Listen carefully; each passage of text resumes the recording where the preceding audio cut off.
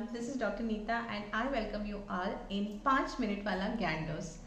Today we are going to discuss about design thinking. So कल जैसे आपने video में देखा होगा, अगर देखा होगा तो कि हमने डिज़ाइन थिंकिंग का कोर्स लॉन्च किया है जो 18 नवंबर से स्टार्ट होने वाला है. तो नाउ लेट्स अंडरस्टैंड जो 5 मिनट वाला ज्ञान डोज है उसमें थोड़ा थोड़ा डोज मिलेगा कि क्या क्या है डिज़ाइन थिंकिंग के अंदर.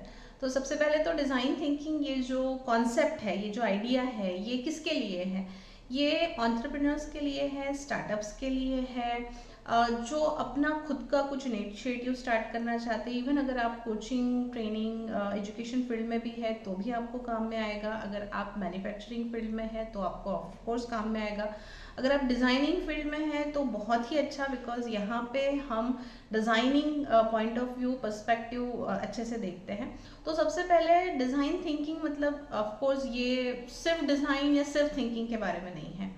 डिज़ाइन थिंकिंग एक ऐसा सॉल्यूशन ओरिएंटेड अप्रोच है प्रॉब्लम को सॉल्व करने का, जहाँ पे जब किसी पर्टिकुलर ऑर्गेनाइजेशन को कुछ चेंज चाहिए, जैसे for example now company is growing and it may happen after 5 years, 10 years, the growth has become stagnant.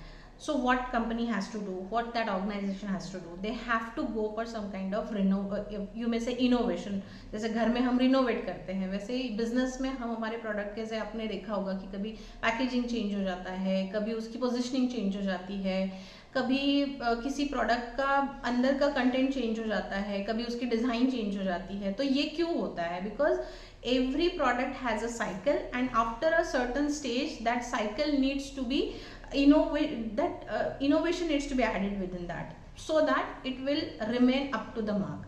तो ये जो इनोवेशन पार्ट होता है, इसके लिए एक्चुअली आपको डिज़ाइन थिंकिंग हेल्प आउट करता है. या फिर ओवरऑल आप नया ही आइडिया लेके आए हो, लेकिन अभी आपको उस आइडिया को पता नहीं कि किस तरह से हम अप्रोच करें मार्केट को, कैसे अंडरस्टैंड करें. तो ह्यूमन नीड्स को अंडरस्टैंड करने के लिए हम किस तरह से अपने डिज़ाइनिंग से रिलेटेड प्रॉब्लम्स को सॉल्व कर सकते हैं, इससे रिलेटेड एक सॉल्यूशन है जो फुल प्रूफ सॉल्यूशन है.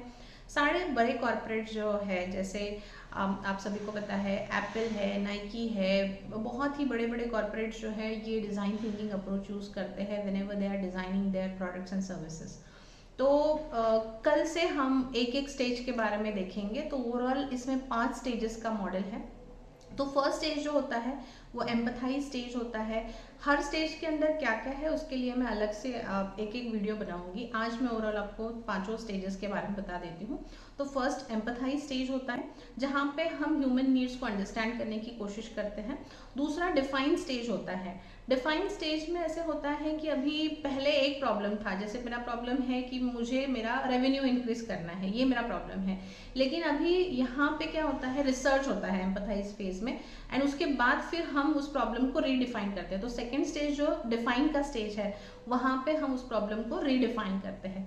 फिर थर्ड स्टेज होता है आइडिएट स्टेज. आइडिएट स्टेज जो है, यहाँ पे हम उस प्रॉब्लम को जिसको हमने अंडरस्टैंड कर लिया है, अभी हमें उसका सॉल्यूशन आइडेंटिफाई करना है. तो कौन सी वो आइडिया है, कौन सा वो इनोवेशन हमें लाना है, क्या क्रिएटिविटी हम ला सकते हैं. तो आइडिएट स्टेज पे वो डिसाइड होता है कि एक्चुअल इनोवेशन जो है वो आइडिएट स्टेज पे आता है. उसके बाद फोर्थ स्टेज होता है प्रोटोटाइपिंग स्टेज. प्रोटोटाइपिंग स्टेज में उसका एक मिनिएचर, जैसे प्रोडक्ट जो है, फाइनल प्रोडक्ट जो बन के आएगा उसका ही एक सैम्पल बन के आता है कि भाई हाँ ये प्रोडक्ट ऐसे दिखेगा, उसे हम प्रोटोटाइप कहते हैं. तो फिर प्रोटोटाइप सैम्पलिंग के लिए जाता है. अगर उसमें कोई प्रॉब्लम नहीं है, कोई एरर नहीं है, तो फिर वही प्रोडक्ट जो है वो फाइनल प्रोडक्ट आता है. प्रोटोटाइप के बाद फिर टेस्ट आता है, टेस्ट एंड इम्प्लीमेंट. ऐसे करके टोटल 5 स्टेजेस का ये पूरा मॉडल है.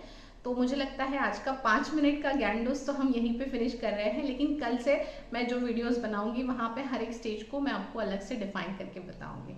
ठीक है, तो see you on I guess 12th November we are having one webinar and from 18th November we are starting this workshop. So this much for this video. Thank you. Bye bye. Take care.